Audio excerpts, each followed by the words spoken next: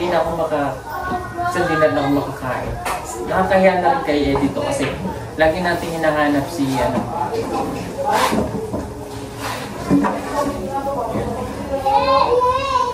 nakakahiya na rin kay Eddie to kasi hinahanap natin si Ninita.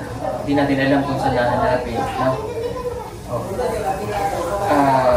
Si Nanay Lorna, yung pagtatrabaho niya sa bukid.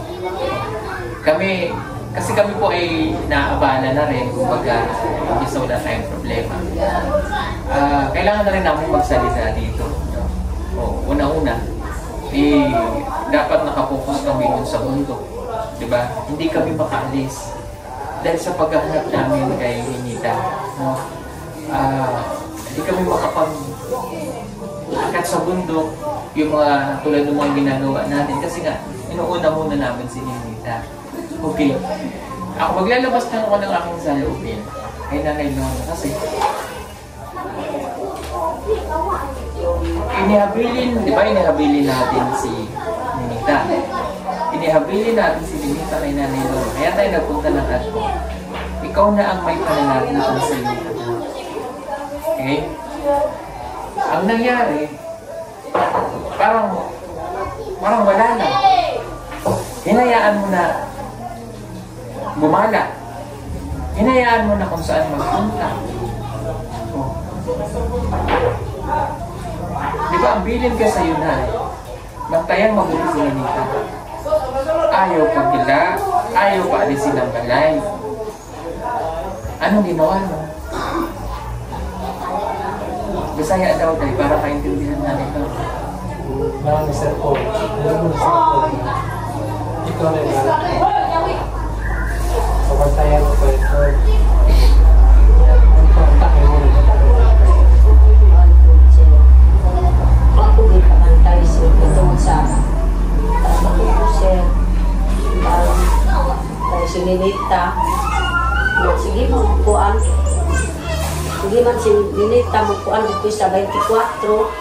Maugid na nanapod ang kuan po na yang nawa ko gid na kahimana.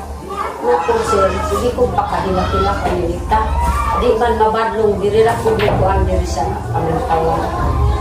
Tanawa karon bisag iakon ipugnan ko dito suma. Di man ko mapugnan si Ninita kay diri ra ko sa kuan. Sige man po mo kuan misal po sa cellphone para makapanawag.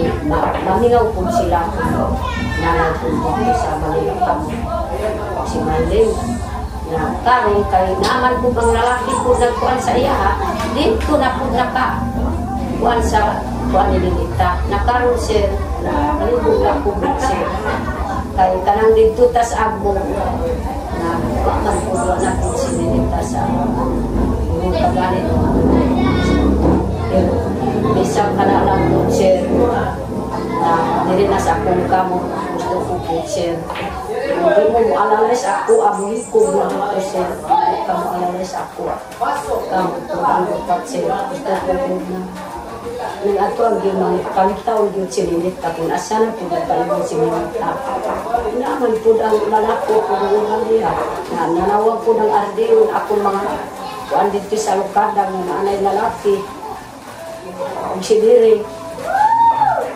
Ano sabi niya yun?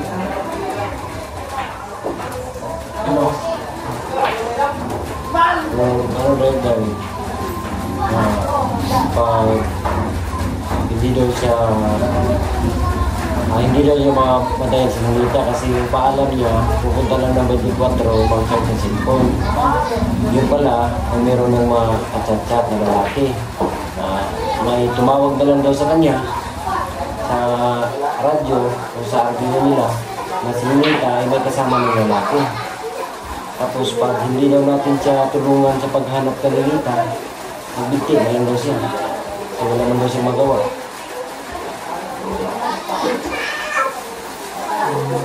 Yun kasi ang problema. Ang mga yun kasi ang mga katuturo, yung iba lang naman, mostly, kapag mahina ang kanilang hindi nila kinakaya ang problema, nagbibigti o nagpapagay. So yun yung sabi ni Nanay Lorna.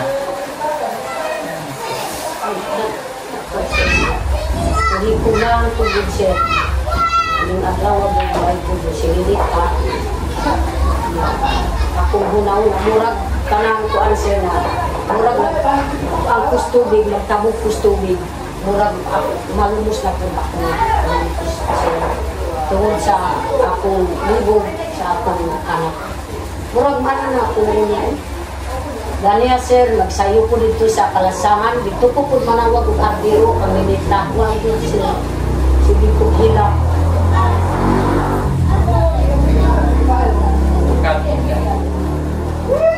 So ito, bago ito, bago natin hinahanap si Ninita, bago tayo napunta sa lalaki. May nabanggit ba siya? Wala na? Wala. Okay. Yeah. So kaya po kami nagtipon-tipon dahil nga doon sa nabalitaan na lalaki na yon. Okay. Ako naman, naglabas na ako rin sa lubing ko kasi nga, siya yung guardian eh. Diba? Siya yung dapat na nagbabantay kay Ninita. Kaya lang, naiintindihan ko naman nga, busy siya. No? Oh. Marami siyang inaanong mga pamilya niya, tinutulungan niya. Ito na yan, pag hindi na natin nakita si Ninita, okay?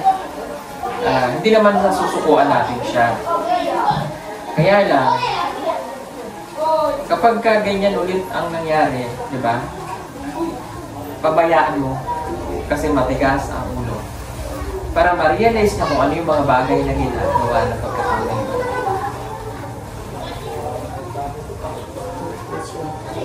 Naintindihan mo ako? Kasi kung yun ang gusto niya, sige. Pabayaan mo. Kung halimbawa maulit-ulit halimbawa mahanap natin si Ninita. Halimbawa makuha natin sa lalaki.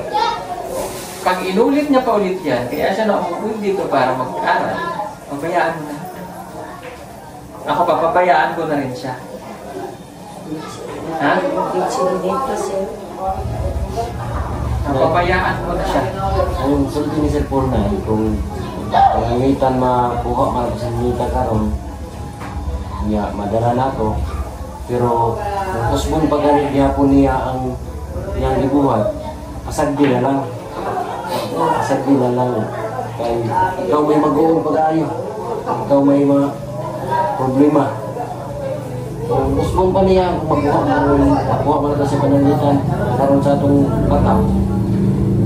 Kusbon pa niya. Asagdi na lang ayan na kuha na.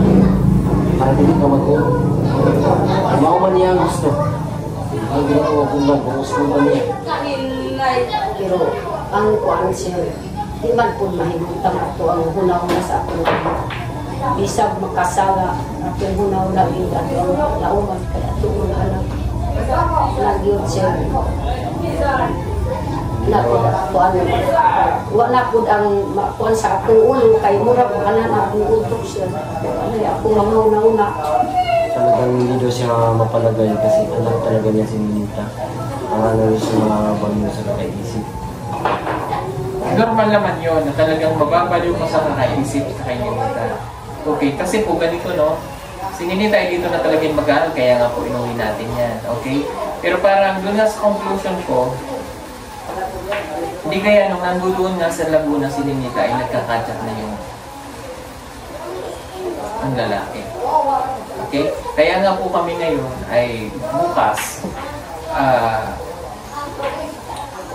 nag-aantay lang kami ng tawag ng ni Dato, nung tatay ng lalaki, no, kung nandoon para makita talaga namin.